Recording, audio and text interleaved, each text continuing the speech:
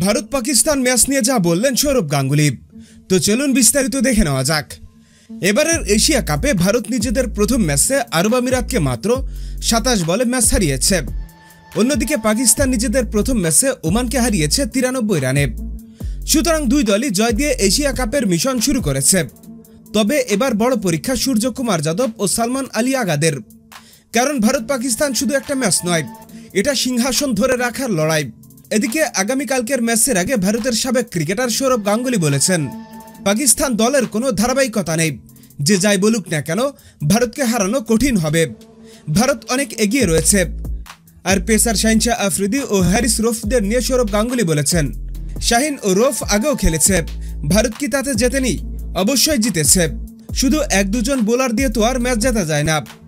Team হিসেবে ভারত অনেক বেশি শক্তিশালী। সৌরভ গাঙ্গুলি আরও বলেন, ভারত এখানে 100% ফেভারিট। এই দলকে হারানো খুবই কঠিন। পাকিস্তানের পক্ষে ভারতকে হারানো প্রায় অসম্ভব। হ্যাঁ দর্শক, আপনাদের বলছি, সৌরভ গাঙ্গুলির সাথে আপনারা কি একমত? এখনই কমেন্টস করে জানিয়ে দিন।